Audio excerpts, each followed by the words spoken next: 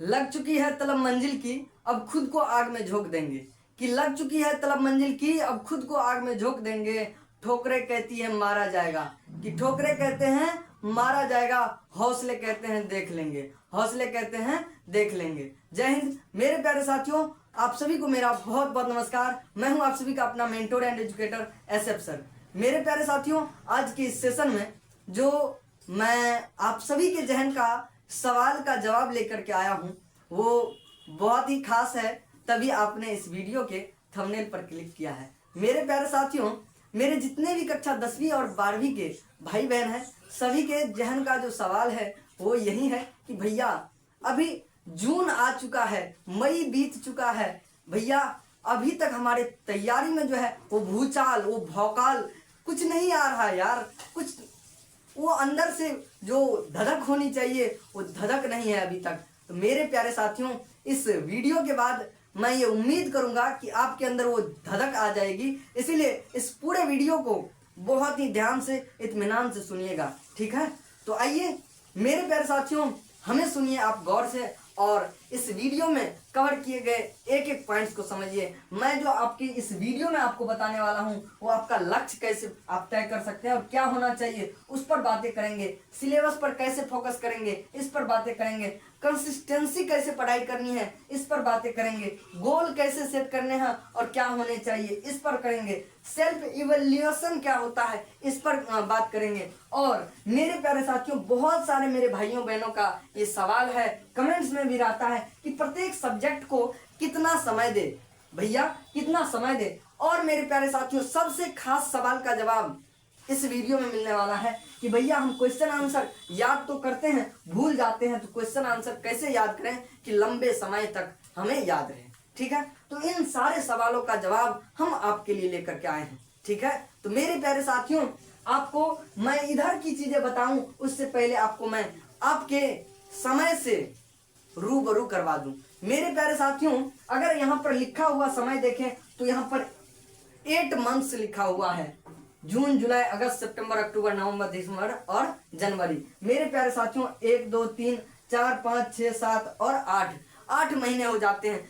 लेकिन मेरे भाई आपको बता दूं, आपके पास 8 महीने कतई नहीं है, कतई नहीं है। आपके पास कितने महीने हैं? मेरे ख्याल से मेरे भाई आपके पास मात्र और मात्र 5 महीने हैं, मात्र और मात्र 5 महीने हैं। कितने?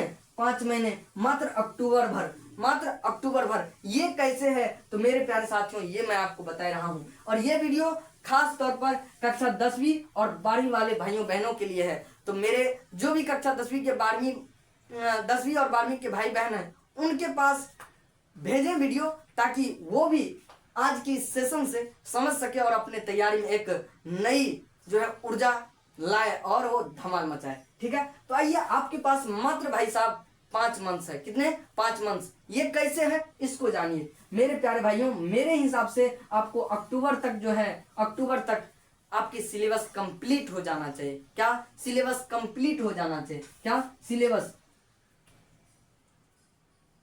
सिलेबस कंप्लीट हो जाना चाहिए। क्या हो जाना चाहिए? कंप्लीट हो जाना चाहिए, ठीक है। उसके बाद ये नवंबर और दिसंबर जो है आपके पास, इस नवंबर और दिसंबर में आपके रिवीजन होने चाहिए। क्या होने चाहिए?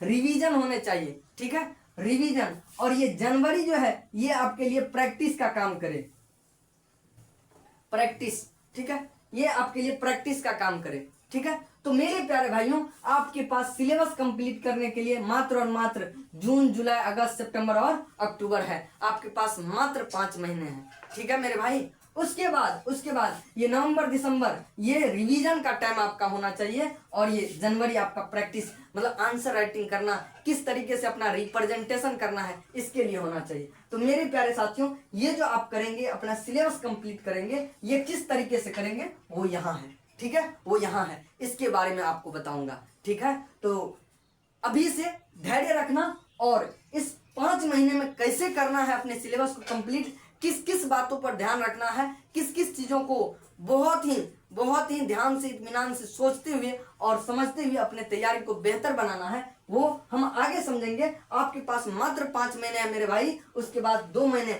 और जो कहते हैं कई लोग कि भाई साहब आपकी सिलेबस कम से कम 2 बार खत्म होने चाहिए, 2 बार कम से कम क्या होना चाहिए, सिलेबस खत्म होना चाहिए। वो यही है मेरे भाई, एक बार तो आपने पूर्ण रूप से अक्टूबर तक खत्म करोगे सिलेबस, और एक बार नवंबर और दिसंबर में जो रिवीजन करोगे, ये रिवीजन होता है, ये 2 महीना जो होता है आपका नवंबर और दिसंबर का, इसमें। ठीक है मेरे भाई। और 1 महीना तो कैसे बीतता है, ये दुपट्टा कैसे सरक जाता है, ये पता ही नहीं चलता। दुपट्टा जानते हो मेरे दोस्त, हमारे गुरुजी कहा करते हैं, दुपट्टा सरक रहा है, मेरा दिल जोरों से धड़क रहा है।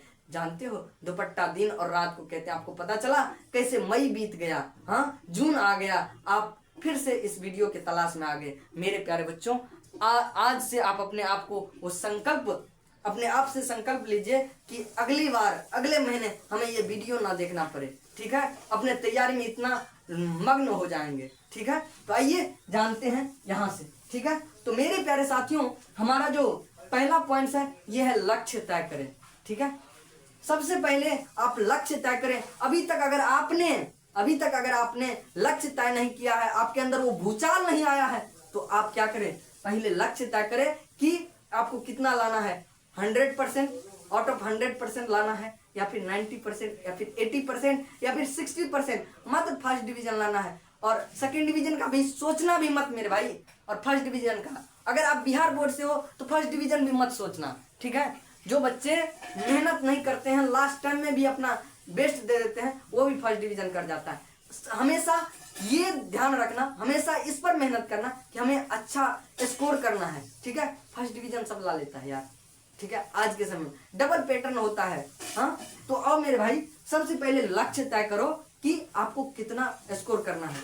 मैं तो कहूंगा मेरे भाई, अगर आप 95% स्कोर करना चाह रहे हो, अपना लक्ष्य बनाते हो, गोल सेट करते हो, तो आप कहीं ना कहीं 85%, 90% पर रुकोगे। ये मेरे गुरु मंत्र है कि आप जितना सोचोगे उतना अगर नहीं पहुंच पाते हो तो उसके नीचे तक कम से कम आ पाओगे। ठीक है मेरे भाई, तो आप भी अगर 95 सोचते हो तो 90 पर आकर के उतरोगे, 85 पर आकर के उतरोगे। नहीं मेरे भाई, इतना करोगे तभी, इतना कर पाओगे तभी, जब आप इन सारे पॉइंट्स को फॉलो करते हुए मेहनत करोगे, तभी हो पाएगा मेरे भाई। ठीक है, तो पहले आप लक्ष्य तय करें। और ये जो लक्ष्य तय करेंगे, आप क्यों करेंगे मेरे भाई, अपने आप से सवाल पूछिए कि हमें 85% क्यों स्कोर करना है।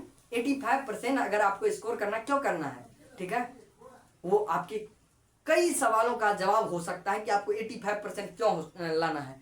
आप या तो बोर्ड एग्जाम में बेहतर करके एक अच्छे कॉलेज में जाना चाहते हैं, अगर 12th कक्षा में है तो।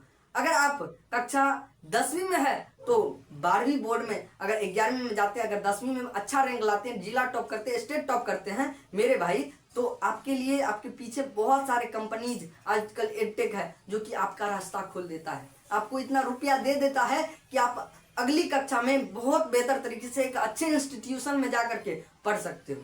ठीक है, तो मेरे भाई अपने तैयारी को बेहतर करने के लिए, अपने अगली तैयारी के लिए भी ये एक मिसाल साबित हो सकता है, मिसाल कायम कर सकते हो आप। और इसके लिए आपको क्या करनी होगी, मेहनत करनी होगी। ठीक है, और मेरे प्यारे साथियों, आपको इसी बीच बता दूं कि जो भी टॉपर बनता है उसके पास एक्स्ट्रा कुछ नहीं होता है, उसके पास भी वही किताबें, वही कलम, वही हर चीजें होता है, वही टीचर्स का नोट्स होता है, वही पब्लिकेशन का बुक होता है, हर चीज वही होता है मेरे भाई। ठीक है, वही होता है, सिर्फ टीचर बदलता है, और टीचर कभी भी गलत नहीं पढ़ाता है, जो आपकी किताबें में है उसी को समझाता है। ठीक है, हर चीजें वही होता है, बशर्ते बच्चे में वो मेहनत करने की जुनून होनी चाहिए। ठीक है, तो और समझते हैं। ठीक है, तो सबसे पहले क्यों चाहिए आपको 95%, वो तय करो। ठीक है, वो अपने आप से वाई सवाल पूछो और वो तय करो। ठीक है, वो होने चाहिए कि भाई साहब, जो माता पिता आपको अभी तक 10वीं में 12वीं में पहुंचा दिया यार, उसको कभी सुकून दिए हो, उसको सुकून तभी मिलेगा। अब सोचो कि किसी बच्चे का इंटरव्यू, किसी टॉपर्स का इंटरव्यू अगर कोई बाप देखेगा, कोई पिता देखेगा, उसको कैसा लगेगा यार, कि काश मेरा बेटा यहाँ होता तो कितना अच्छा होता। तो वो सुकून दिलाना है अपने माता पिता को, इसके लिए आपको लक्ष्य तय करनी है। ठीक है मेरे भाई, तो आ जाओ। ठीक है, लक्ष्य तय करनी है। ठीक है, 90% प्लस स्कोर करनी है मेरे भाई। ठीक है, तो उसके बाद देखो, सबसे पहले जब लक्ष्य तय कर लोगे, उसके बाद सिलेबस पर एकदम फोकस रहनी चाहिए आपकी। कोई शादी विवाह, कोई लगन नहीं, अगर कोई घर में पर्सनल हो, घर जैसे दीदी की शादी, भैया की घर में, अपने घर में हो जाए, तब मुश्किल से छुट्टी मारनी पड़ सकती है क्योंकि अपने घर में है। लेकिन ममेरा फुफेरा कोई कुछ भी हो, वहां नहीं जानी, ठीक है। ममेरा फुफेरा कोई भी, कहीं भी, कोई रिश्तेदार में कोई कहीं नहीं आपको जानी है, ठीक है। कोई भी छुट्टी नहीं करनी है, ठीक है मेरे भाई। तो कोई भी छुट्टी नहीं मारनी है, only one focus on your syllabus, ठीक है। आपको सिलेबस पर फोकस करनी है। वो कैसे करने हैं? वो सिलेबस फोकस करने हैं PYQs के साथ। किसके साथ? PYQs के साथ। आपको PYQs मतलब प्रीवियस ईयर क्वेश्चन को देखते हुए अपने सिलेबस को कवर करना है। PYQs को देखते हुए अपने सिलेबस को क्या करने हैं? कवर करने हैं। इतना समझे होंगे आप। उसके बाद ये जब सिलेबस करेंगे आप कवर, ये सिलेबस कैसे करेंगे? कंसिस्टेंसी के साथ। मेरे भाई किसी भी फील्ड में कंसिस्टेंसी बहुत बहुत मायने रखती है, ठीक है। आप किसी भी काम को कंसिस्टेंसी से करते हैं तो बहुत मायने रखते हैं और आपको एक न एक दिन उस मुकाम पर पहुंचा देता है। इसीलिए कहते हैं कि करत करत अभ्यास ते जरमती हो तो सुजान, रसरी आवत जात ते सिल पर परत निशान। मेरे भाई जितना आप कंसिस्टेंसी के साथ आप लगातार मेहनत करोगे, किसी भी चीज को घसोगे तो आपके जहन में उतर जाता है, ठीक है। तो ये आप जो है कंसिस्टेंसी के साथ अपने सिलेबस को कवर करें, PYQs करें। उसमें हर चैप्टर वाइज, जैसे आपका इलेक्ट्रोस्टैटिक्स कक्षा 12वीं में खत्म हुआ, हाँ, कोई भी चीज, जैसे आपके कक्षा 10वीं में कोई भी चीज, पहला चैप्टर जैसे प्रकाश का परावर्तन खत्म हुआ, इसका PYQs निकालिए, प्रीवियस ईयर क्वेश्चन बैंक लीजिए, चैप्टर वाइज वाला क्वेश्चन बैंक ले लीजिए, उसको सॉल्व कीजिए, अपने आप को आंकिए कि आप कितने पानी में हैं, आप कैसे जा रहे हैं। तो कंसिस्टेंसी के साथ रेगुलर क्लास करनी है, कंसिस्टेंसी के साथ रेगुलर क्लास करनी है, साथ में उसका रिवीजन होना बहुत जरूरी है। रिवीजन करते जाएं। रिवीजन करने का तरीका मैं बताऊंगा, वो यहाँ बताऊंगा। क्वेश्चन आंसर कैसे याद करें, कितना समय दें, वहां बताऊंगा, ठीक है। वीडियो को लाइक करें, सब्सक्राइब करें मेरे भाई। इसके बाद डेली गोल फिक्स करें। टाइम टेबल वो वाला मत बनाओ, सुबह 5 बजे जगना है, हाँ, आधे घंटा व्यायाम करना, एक्सरसाइज करते कुछ नहीं है, हाँ, वैसा टाइम टेबल बनाते हैं। फिर नाश्ता करना है तो वो क्या कहते हैं, तो बादाम भुज के फुला करके खाना है, ये सब वाला छोड़ दो, ठीक है। ये सब टाइम टेबल से नहीं होने वाला है। डेली गोल सेट करो, सुबह जगो और मेहनत में लग जाओ यार, कि आपका वो गोल जो है कैसे हिट होगा। आज का गोल आज ही खत्म करनी है, नहीं तो बैकलॉग में बदल जाता है मेरे भाई, ठीक है। तो गोल सेट करो और उसे क्या करो, पूरा करो। गोल सेट करो, फिक्स करो और उसे क्या करो, पूरा करो। तभी आपके तैयारी में वो जो है भूचाल आएगा और मेहनत का फायदा मिलेगा, ठीक है। इसके बाद सेल्फ इवेल्युएशन, ठीक है। ये क्या होता है भैया? सेल्फ इवेल्युएशन नया वर्ड ला के रख दी क्या? नहीं भाई, बहुत सारे बच्चे जानते होंगे, ठीक है। सेल्फ इवेल्युएशन वो होता है जो अपने आप को आंकता है, अपने आप को वो समझिए, अपने आप का टेस्ट लीजिए कि आप कितने पानी में हैं। जो आप पढ़ रहे हैं, आप अपना सिलेबस कवर कर रहे हैं, वो वाकई में आपको आ रहा है या नहीं आ रहा है। इसके लिए आप टेस्ट लगाइए। क्या? टेस्ट लगाइए। उसके बाद जो है आप इसका बार बार रिवीजन करें। आप इसे जो है अपने आप से पूछिए, सवाल पूछिए कि आपको कितना अभी आ रहा है, कितना अभी आप स्कोर कर रहे हैं, आप इस टेस्ट में कितना स्कोर कर रहे हैं। हर चीज को आंकिए। ये सेल्फ इवेल्युएशन यही होता है, खुद से आंकिए। अब टीचर टेस्ट लेगा स्कूल में, आपके ट्यूशन में, तभी आपको लगेगा कि हम ठीक ठाक स्कोर कर रहे हैं। नहीं मेरे भाई, आपको खुद से मेहनत करनी पड़ेगी, ठीक है। खुद से अपने आप से आंकना होगा कि आप कितने पानी में हो, ठीक है। तो मेरे भाई ये, ठीक है। और अब आते हैं उस पॉइंट्स पर जो कि आपके लिए जरूरी है, ठीक है। तो मेरे भाई, आप प्रत्येक सब्जेक्ट को कितना समय दें। टाइम टेबल का मैंने कैसे आपको टाइम टेबल बनानी है, ये आज से 2 दिन पहले वीडियो अपलोड हो चुका है मिशन भारत विद्यापीठ पर, ठीक है। हमारा ऑफिशियल जो एजुकेशनल चैनल है वो है मिशन भारत विद्यापीठ। आप उस पर जाकर के जो है उस वीडियो को देखें और अपना टाइम टेबल को बेहतरीन बनाएं। और कितना देना है समय वो आपको बताता हूँ। हर एक सब्जेक्ट को मतलब कि बराबर टाइम दें, क्योंकि हर एक सब्जेक्ट उतना ही मायने रखता है जितना जो है मतलब कि आपके सारे सब्जेक्ट हैं, ठीक है। सारे सब्जेक्ट उतना ही मायने रखता है जितना सारे सब्जेक्ट महत्वपूर्ण है आपके एग्जाम के लिए, ठीक है। फिजिक्स भी उतना ही मार्क्स का आता है जितना केमिस्ट्री, जितना मैथ्स, जितना बायोलॉजी, वो उतना ही हर सब्जेक्ट का मार्किंग होता है, ठीक है। वो तो भले ही मैथ्स में थोड़ा सा क्या होता है कि प्रैक्टिकल नहीं होता है और फिजिक्स केमिस्ट्री सब में प्रैक्टिकल होता है। तो इसलिए मेरे भाई इस हिसाब से जो आपको कठिन लगता है, क्या कठिन लगता है उसको आप सुबह में पढ़ा कीजिए। क्या सुबह में या फिर आप जिस टाइम कंफर्ट जोन में रहते हैं, मतलब क्या कहते हैं कंफर्टेबल, खुद को कंफर्टेबल महसूस करते हैं कि इस टाइम में हमारा दिमाग शांत रहता है। वैसे आमतौर पर देखा जाता है कि सुबह को जो है जब हम लोग सो करके जगते हैं तो बैटरी चार्ज रहता है, उस टाइम हम लोग फ्रेश काम कर रहे होते हैं, बाहरी जो डिस्ट्रैक्शन होता है, भर दिन का जो बोरिंग्स होता है जो भी हमारे माइंड में, वो सब हम भूल चुके होते हैं। फिर से सुबह से नई शुरुआत होती है, तो इसीलिए माना जाता है कि सुबह से जब शुरू करते हैं तो नई चीजें याद करने में जो है हमें फायदा मिलता है। तो सुबह को कठिन सब्जेक्ट पढ़ सकते हैं। अगर मैथ्स भारी लगता है, मैथ्स का प्रैक्टिस कीजिए, ठीक है। ऐसे मैथ्स प्रैक्टिस का चीज है, इसे जितना प्रैक्टिस कीजिएगा वो उतना आपका बनता जाएगा। इसीलिए कहते हैं प्रैक्टिस मैक्स मैन परफेक्ट, ठीक है। तो कठिन सब्जेक्ट को आप सुबह में लें। जैसे साइंस सब में बहुत सारा रिएक्शन होता है, बहुत सारा ऐसा एक्सपेरिमेंटल चीज होता है जो कि याद नहीं होता है, तो आप सुबह में मैथ्स और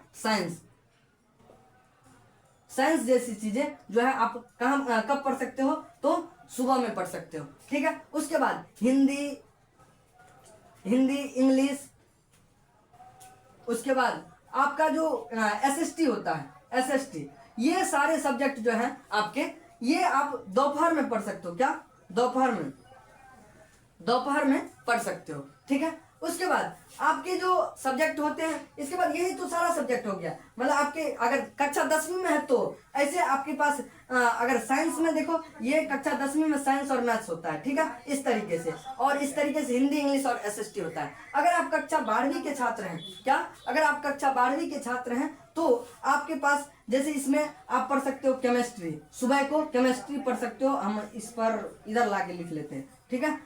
सुबह को आप केमिस्ट्री पढ़ सकते हो,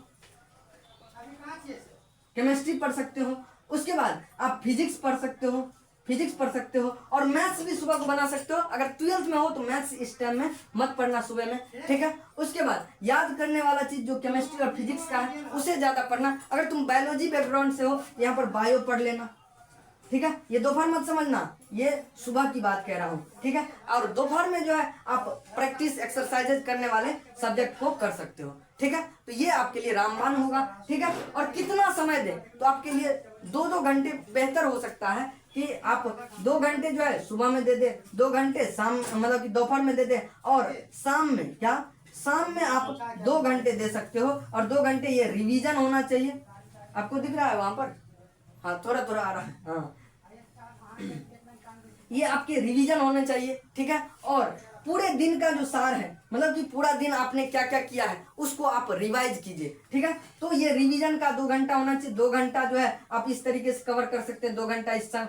तो आप भी अगर 1-1 घंटा अगर प्रत्येक सब्जेक्ट को देते हैं तो पूरे दिन में अगर आप ट्यूशन स्कूल में कहीं भी पढ़े हो तो उसे आप कवर कर सकते हो। मतलब कि आप 2 घंटा सुबह में पढ़ते हैं तो 2 चीज का आप अच्छे से रिवीजन कर सकते हो, मैथ्स और साइंस का। अब कैसे करेंगे इसके लिए मैंने पिछले वीडियो में पोमोडोरो टेक्निक बताया हूँ, ठीक है। उसको 2 दिन पहले जाकर के मिशन भारत विद्यापीठ पर देखना, ठीक है। उस पर आपको वो वीडियोज मिल जाएंगे और बेहतरीन तरीके से पोमोडोरो टेक्निक सीखिएगा। हाँ, याद कैसे करें मेरे भैया, याद करने का बाबू मेरे मनोविज्ञान कहता है, मनोविज्ञान का नियम कहता है कि आप किसी भी चीज को 3 बार रिवीजन करते हो तो आपके सबकॉन्शियस माइंड में, आपके स्मृति में बैठ जाता है। मनोविज्ञान क्या कहता है, किसी भी चीज को 3 बार रिवीजन। कब तो एक बार जिस दिन आपने उसको पढ़ा है उसी दिन हो जानी चाहिए या उसके अगले दिन, पहला रिवीजन। उसका दूसरा रिवीजन जो होना चाहिए वो उस सप्ताह के लास्ट में, जिस सप्ताह में आपने उस टॉपिक को पढ़ा है उस सप्ताह के लास्ट में वो रिवीजन आपका हो जाना चाहिए, ठीक है।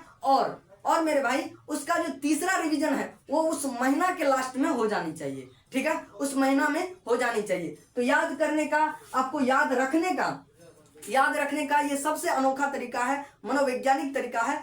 किसी भी चीज को आप 3 बार पढ़ लेते हैं और इस तरीके से तो आपके सबकॉन्शियस माइंड में बैठ जाता है। हाँ, वो भले ही याद ना रहे लेकिन आपके एग्जाम टाइम में अगर आप उस टॉपिक को देखते हैं तो आपको जरूर वो याद आ जाएगा, ठीक है। तो इतना आप कीजिएगा। हाँ, अब याद करते वक्त नहीं होता है बड़ा डिफिनेशन, तो आप उसे तोड़ करके याद कीजिए, छोटे छोटे भागों में उस डिफिनेशन को तोड़िए, ठीक है। छोटे छोटे भागों में उस डिफिनेशन को तोड़िए और फिर उतना याद कर लीजिए, फिर उसके आगे याद कीजिए, फिर दोनों को जोड़ दीजिए, फिर उसके आगे याद कीजिए, तीसरा पॉइंट को फिर जोड़ दीजिए। अगर इतना बड़ा अगर कोई क्वेश्चन आंसर हो, अगर हिंदी मीडियम से आए तो तब तो अपने लैंग्वेज में उसे बदल करके पढ़िए। बहुत सारे बच्चे जो कक्षा 12वीं में है वो अंग्रेजी मीडियम लेते हैं, कई शहर में जैसे दरभंगा में बहुत सारे बच्चे आते हैं, तो उसे इंग्लिश मीडियम ही रखना पड़ता है 12th बोर्ड में, ठीक है। तो इसीलिए मेरे भाई, तो आप उसे तोड़ तोड़ करके जो है बना सकते हो, उसे याद कर सकते हो, और किसी भी चीज को 3 बार रिवीजन करोगे वो आपका हो जाएगा, आपके सबका माइंड में बैठ जाएगा, ठीक है। तो उम्मीद है कि आपका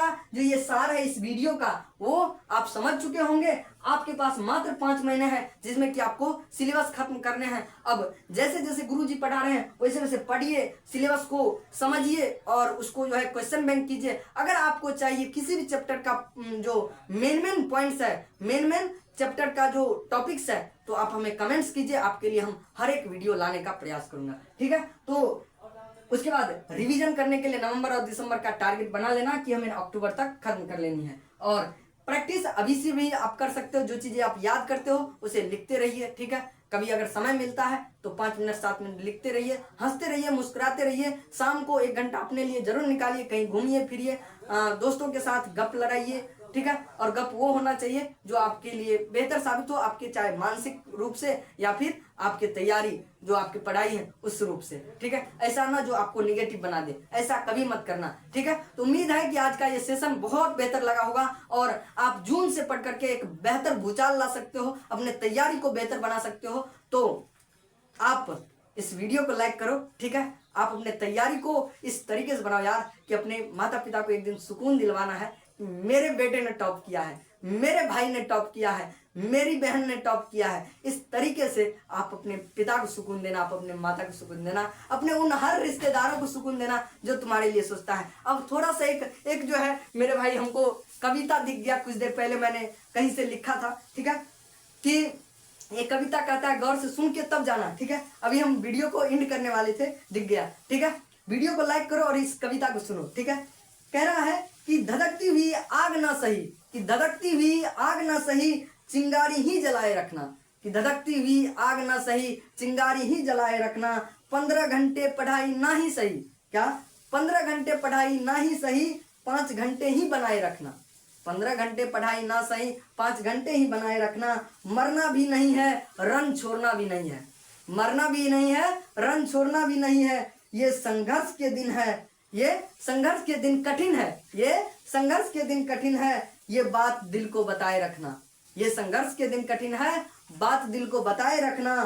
तुम खुद पे यकीन रख, तुम खुद पे यकीन रख, लोगों की फालतू बातों से खुद को दूर रख, लोगों के फालतू बातों से खुद को दूर रख। हाँ, थोड़ी ही सही, क्या थोड़ी ही सही, क्या थोड़ी ही सही, पर रोज पढ़ाई जारी रखना। थोड़ी ही सही पर रोज पढ़ाई जारी रखना। मेरे भाई, अगर ये बहुत अच्छे तरीके से शायद कह पा रहा हूँ कविता, तो आप इस वीडियो को लाइक कर देना। और इसी तरीके से अपने धधकती हुई आग नहीं होना चाहिए, लेकिन चिंगारी जलाए रखो यार, एक चिंगारी ही सही पर जलनी चाहिए। वो कहते ना, हो कहीं भी आग, आग जलनी चाहिए, पर्वत से पिघलनी चाहिए। इस तरीके की जो है अपने आप में वो चिंगारी जला के भौकाल टाइट किए रहिए और अपने तैयारी को बेहतर कीजिए, ठीक है। आपका एसएफ सर, आपका एसएफ भैया आपके साथ है हमेशा, और मिशन भारत विद्यापीठ और एसएफ सर आपके सपनों को हमेशा सपोर्ट करती है। मिशन भारत विद्यापीठ को इतनी देर प्यार देने के लिए, इतना प्यार देने के लिए, एसएफ सर को इतना प्यार देने के लिए, हमें इतनी देर गहराई से सुनने के लिए, हमारे हृदय की गहराई से प्रेम पूर्वक बहुत बहुत धन्यवाद। मिलता हूँ नेक्स्ट वीडियो में, तब तक के लिए बहुत बहुत धन्यवाद। जय हिंद।